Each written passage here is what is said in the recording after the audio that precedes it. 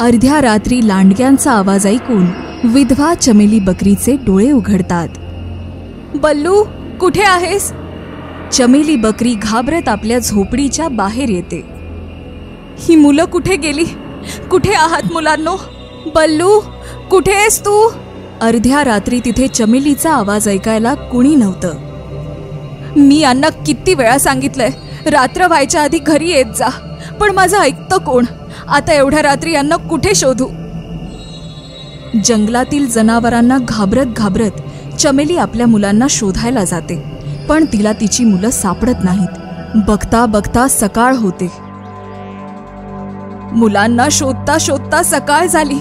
माहित नाही माझी मुलं कुठे असतील. चमेली बकरी आपल्या मुलांचा शोध घेत होती आणि तेवढ्यात तिथे खूप सारे प्राणी येतात. हरिणी, काय तू माझ्या मुलांना बघितलंयस? नाही तर का, काय झालं? माझी मुलं काल रात्रीपासून कुठेतरी निघून गेलेत.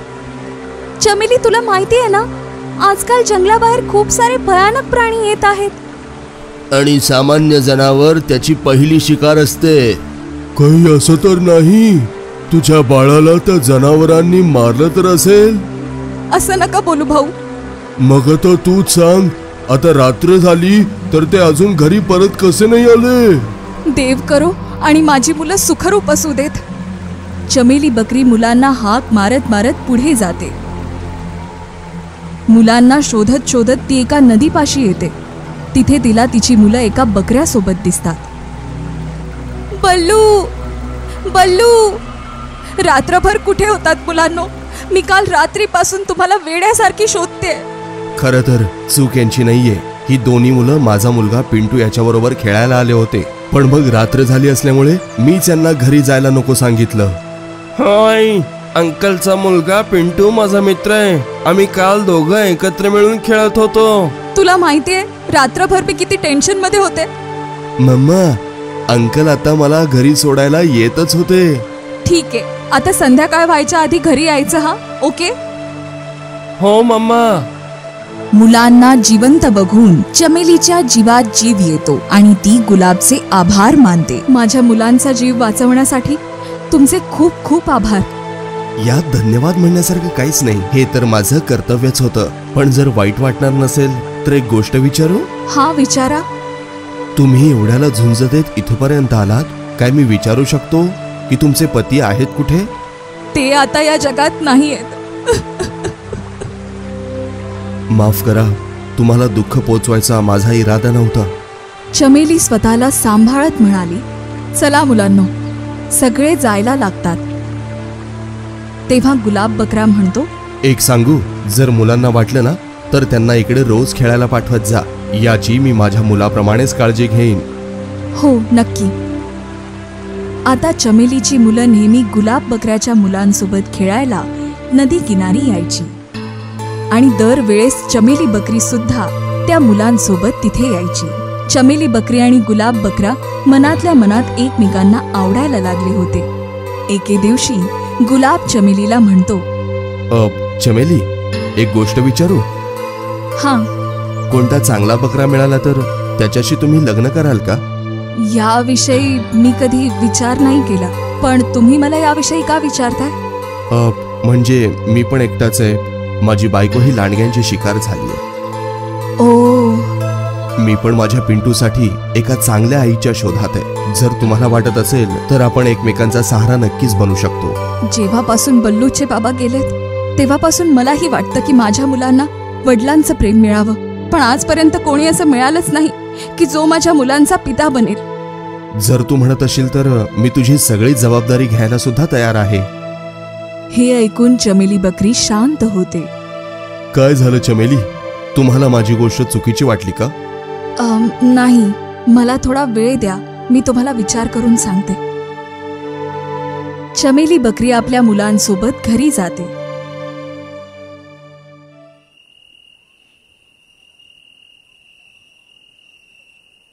गुलाब किती चांगले आहेत. मला वाटतं ते आमची नीट काळजी घेतील. चमेली रात्रभर गुलाब विषयी विचार करत राहते. दुसऱ्या दिवशी ती गुलाब जवळ जाते. गुलाबजी, माझी मुलं तुम्हाला बाबा म्हणू शकतात का? हे ऐकून गुलाब खुश होतो. मग दोघे आनंदात लग्न करतात. आजपासून आपण सगळे एकत्र राहणार. मग चमेली आणि तिची मुलं गुलाब सोबत राहायला लागतात. आता चमेलीची मुलं गुलाबला बाबा म्हणायला लागतात आणि गुलाबचा मुलगा चमेलीला आई म्हणतो. असंच काही महिने निघून जातात. सगळे एक दिवस घराबाहेर उभे असतात. जेव्हा खुशी बेटी म्हणते, मम्मा मम्मा भूक लागलीये, काहीतरी खायला दे ना. होय, मला पण खूप भूक लागलीये, मलाही काहीतरी खायला द्या ना. बाळा, बाहेर अंधार झालाय आणि यावेळेस आपलं घराबाहेर जाणं सुरक्षित नाहीये. अगं चमेली, रात्रभर लेकरांना उपाशी ठेवणार का? बाळांनो, चिंता करू नका, मी काहीतरी करतो. पण आता या वेळेस बाहेर जाणं धोक्याचं आहे. ते काहीही असो, मी माझ्या मुलांना उपाशी नाही ठेवू शकत. मुलांविषयी असलेलं गुलाबचं प्रेम बघून चमेली खुश होते. पण तुम्ही लवकर परत या हा. हो मॅडम, मी असा गेलो आणि असा आलो. मग गुलाब बकरा चारा आणायसाठी निघून जातो.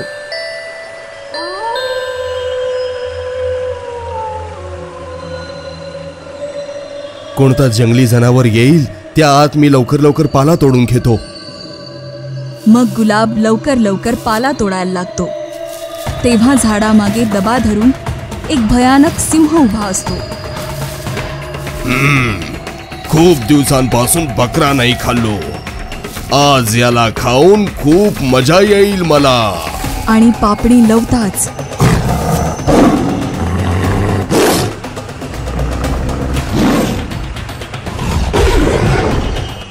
भयानक सिंह गुलाबला मारून खाऊन टाकतो. हे दृश्य सुरीली हरिण बघून जाते. अरे देवा, या बकऱ्याचं तर आताच लग्न झालंय. मग हरिण चमेली पाशी येते. चमेली, सांगताना खूप दुःख होतंय, पण तू परत विधवा झालीस. काय? हा, बकऱ्याला शेरसिंगने मारलंय हे मी माझ्या डोळ्याने बघून आले. नाही, असं नाही होऊ शकत. गुलाब नाही मरू शकत. स्वतःला सांभाळ चमेली. आता मी जगून काय करणार? नाही जगायचं मला या दुष्ट दुनियेत. तुला तुझ्या मुलांसाठी जगावंच लागेल. आधी तुझी 2 मुलं होती, आता तुझी 3 मुलं आहेत चमेली. आता 3 मुलांसाठी तुला जगावंच लागेल चमेली. वडिलांच्या मृत्यूबद्दल ऐकल्यानंतर चमेली आणि तिची मुलं खूप जोरात रडायला लागतात. असंच काही दिवस निघून जातात आणि एका दिवशी चमेली बकरी जंगलात चारा खात खात विचार करते, हे गवत चांगलंय, मी इथेच माझं पोट भरून घेते आणि माझ्या 3 मुलांसाठी चारा घेऊन जाते. मग चमेली 3 मुलांसाठी 3 वेगवेगळ्या गठ्ठे घेऊन घरी जात असते. चमेली 3 मुलांसोबत चारा घेऊन जात असते, पण रस्त्यात एक गठ्ठा खाली पडतो जे चमेलीला माहीत नाहीये. घरी जाताच चमेली 3 मुलांना चारा द्यायला लागते. हे घे खुशी, हे तुझ्यासाठी. हे घे बल्लू, हे तुझ्यासाठी. आपल्या 2 मुलांना चारा दिल्यानंतर चमेलीच्या लक्षात येतं की एक गठ्ठा खाली पडला होता. अरे, एक गठ्ठा कुठे गेला?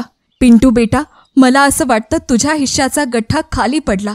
चमेलीची गोष्ट खरी होती, पण पिंटूला गैरसमज झाला होता. सावत्र आई शेवटी सावत्र असते. ही जाणून बुजून मला उपाशी ठेवते कारण मी इथून निघून जावं. पिंटूच्या मनात चमेलीविषयी तिरस्कार निर्माण झाला होता.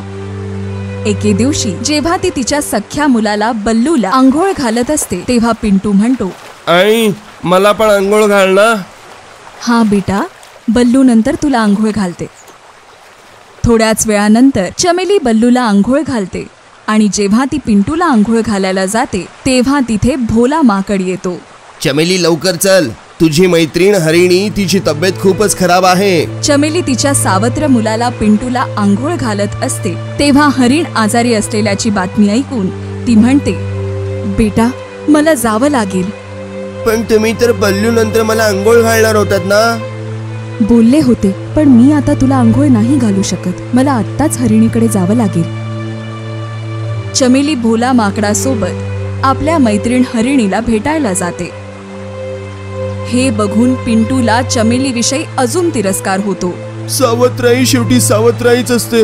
ती त्यांच्या मुलांनाच खूप छान जपते आणि माझ्या बरोबर सावत्र मुलासारखं वागते.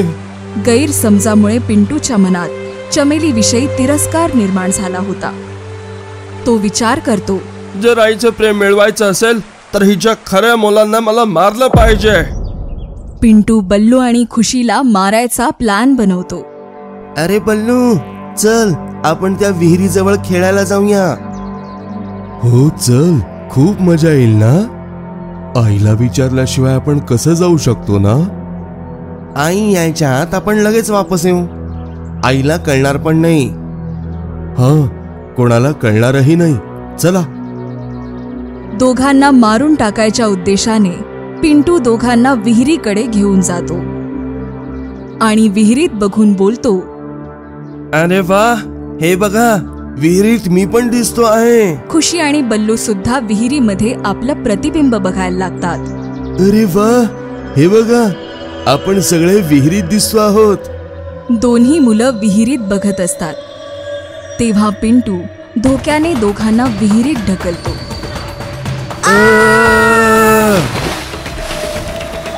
खुशी आणि बल्लू दोघे विहिरीत बुडून मरून जातात.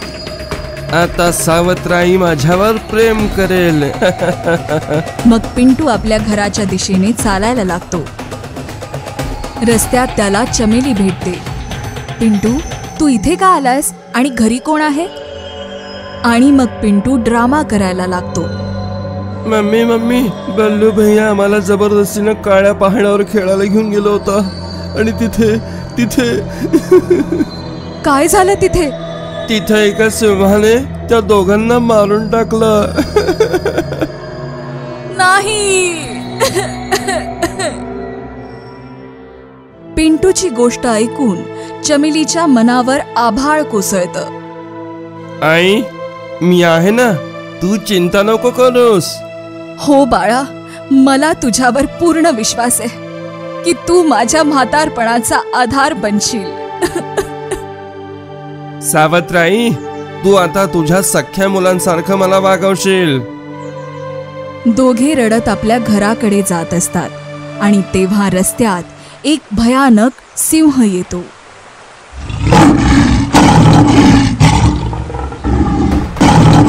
समोर असलेल्या सिंहाला बघून चमेली आपल्या मुलाला म्हणते, बाळा, मी ह्याला माझ्या मागे लावते, तू घरी जा. हे ऐकून सिंह म्हणतो, हे बघ बकरी, मला जास्ती भूक नाहीये. मी तुम्हा दोघांपैकी कोणा एकाला मारून खाणार आहे. जर तुम्ही इथून पळून गेलात, जर मला तुम्हाला पाठलाग करावा लागला तर मजबुरीनं मला तुम्हा दोघांना मारावं लागेल. ठीक आहे शेरसिंग, तू माझ्या मुलाला इथून जाऊ दे, मी माझा जीव द्यायला तयार आहे. हे ऐकून पिंटू दंग होतो. पिंटू, जा बेटा, जा. आई, तू मला वाचवण्यासाठी तू तुझा जीव का धोक्यात घालत आहेस? यालाच तर आई म्हणतात बाळा. जा, आता लगेच आपला जीव वाचव बेटा, जा. सावत्र आई आपला जीव वाचवते हे पाहून पिंटूला आपल्या केलेल्या गोष्टीवर पश्चाताप होतो. आई, मी नाही, तू स्वतः आपला जीव वाचव. नाही बाळा, मी सांगते, जा इथून, जा. नाही आई, आता जीव वाचेल तर तो फक्त माझ्या आईचा. कारण मी तुझा गुन्हेगार आहे. आई, असं का म्हणतोयस बेटा? आई, मी तुझ्या सख्ख्या मुलांना, मी आत्ताच त्यांना विहिरीत ढकलून आलो आहे. मला मरू दे आई, मी पापी आहे. पण तू असं का केलंस बाळा? काही चुकीच्या गैरसमजुतीमुळे मला असं वाटायचं तू माझ्यावर प्रेम नाही करत आणि मी तुझं प्रेम मिळवण्यासाठी मी तुझ्या सख्ख्या मुलांना मारून टाकलो आई. हे ऐकून चमेलीच्या डोळ्यात अश्रू येतात. बेटा, तू जे काही केलं असशील तरी सुद्धा मी तुला मरायला नाही देऊ शकत. कारण माझ्या जिवंत असताना तू मेलास तर दुनियातल्या सगळ्या आया बदनाम होतील. सावत्र आईचं प्रेम बघून पिंटूला खूप पश्चाताप होतो. आई, तू माझ्यावर खरंच इतकं प्रेम करते? जा बेटा, जा, पळून जा इथून, जा. शेर सिंग कधीपासून दोघांच्या गोष्टी ऐकत असतो आणि मग म्हणतो, तू तीच बकरी आहेस ना ज्याचं थोड्या दिवसांपूर्वीच लग्न झालं होतं? हो. त्या बकऱ्याचं नाव गुलाब होतं ना? हो. त्याला मीच मारलं होतं, पण मी आज तुला नाही मारणार. आम्हाला या प्रेम वगैरेच्या गोष्टी नाही माहीत, पण आज एका आईचं प्रेम बघून माझ्या लक्षात आलं आहे की आईचं प्रेम काय असतं ते. जा, आज मी उपाशी राहीन. दोघं तिथून आपल्या घराच्या दिशेने चालायला लागतात. आई, मला माफ कर प्लीज. बेटा, आई शेवटी आई असते, मग ती सख्खी आई असो किंवा सावत्र. मी तुला माफ केलं. आई, माझ्यावर आणखी एक उपकार करशील का? बोल बेटा. पुढच्या जन्मी मला तुझ्याच गर्भात जन्म दे. हे देवा, मला इथेच मारून टाक. मित्रांनो, आई ही आई असते, मग ती सख्खी असो किंवा सावत्र. नेहमी आपल्या आई वडिलांची कदर केली पाहिजे. आशा करतो तुम्हाला ही गोष्ट आवडली असेल. धन्यवाद. तुम्हाला जर आमचा हा व्हिडिओ आवडला असेल तर प्लीज आमच्या चॅनलला सबस्क्राईब करा आणि हो, व्हिडिओला लाईक आणि शेअर करायलाही विसरू नका. धन्यवाद.